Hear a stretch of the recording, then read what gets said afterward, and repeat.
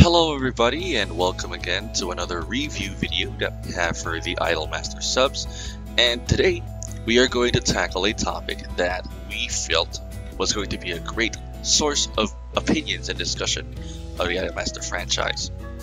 This topic is going to bring us all the way back to the animes of Idolmaster, and our topic for today will be the way that Executive Mishiro, or the head president of 346 Productions, handled the way that she treated her idols. This is a very controversial topic because a lot of people favored how she treated her idols. At the same time, there was a separate side that didn't like how she did it. So we're going to discuss what was good about it and what was not so good about it. Throughout the animes of the Idolmaster, there were different sort of rival companies, and Jupiter as well, and he only ended up being something like a one-dimensional villain. Fast forward to the Cinderella Girls anime, and we have somewhat of a similar case with Executive Mishiro, the executive producer of 346 Productions. But much to our surprise, as compared to Kuroi, she was a very different kind of villain figure where some people didn't even consider her as a villain. She was more of a driving force for the story.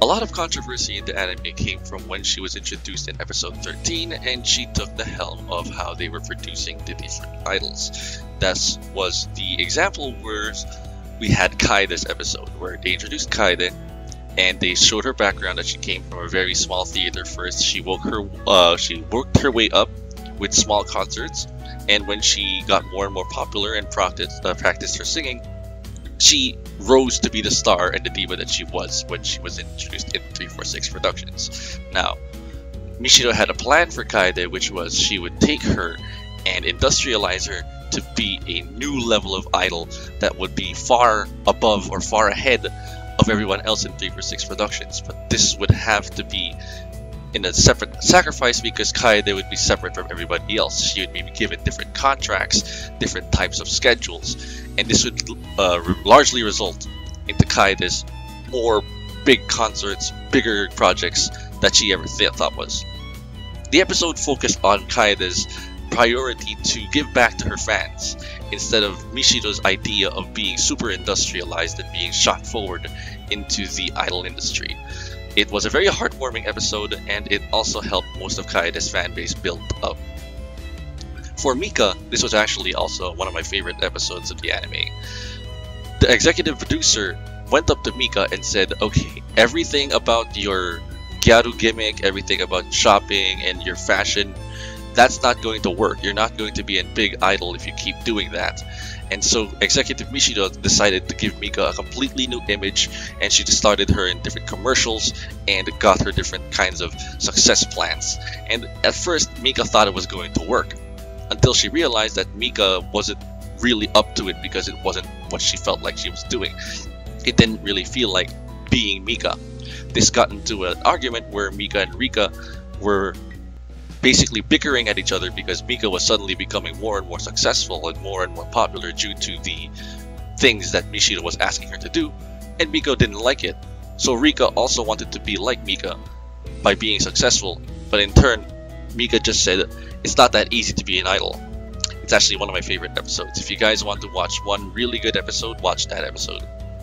The final example for what the executive producer managed to introduce to the show is Project Krone, which consists of Frederica, Shuko, Arisu, Fumika, and Triad Primus.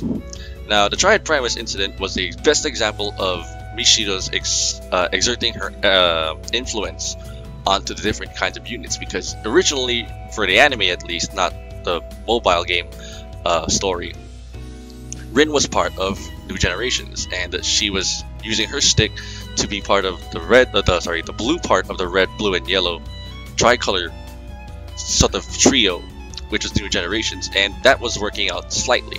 But as soon as Mishiro gave her side project with Triad Primus, she shot into fame, as everybody knows, with a lot of the amazing songs like Trancing Pulse.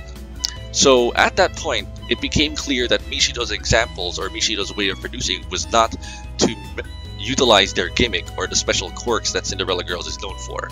She's a very industrialized person, and she will take the most straightforward kind of approach to making their idols popular. this isn't a wrong way to look at things, because the way Cinderella Girls works is that most people have their special gimmicks and most have their, their one quirk that they're defined for, and most of the time that's what brings them into popularity. Other Cinderella Girls, though, they suffer for it, because as long as they have that special quirk, or as long as they have that gimmick, they're not going to graduate from it, or they're not going to do anything else from it. And if people don't like that quirk, they're just going to fade into the background. Takeuchi's way was to embrace that gimmick, to embrace the special quirk, and hence that's what he did when he tried to inspire Uzuki and Mio, even after Rin just left them and they felt very alone. So at one side we have Mishido here, who says she likes to remove the special quirk, to remove the gimmick that makes the Cinderella Girls special, and instead throttle their popularity with the classic industry, while Takeuchi's side is to embrace it. What do you think? What were your discussions during the anime was going on, and did you take a side of Takeuchi or did you take the side of Mishido? Personally, I really liked how Mishido was introduced. She was a villain, but she wasn't bad. She was really well written and she drove a lot of story elements to the anime. We'd like to hear your comments, and we'll see you next time.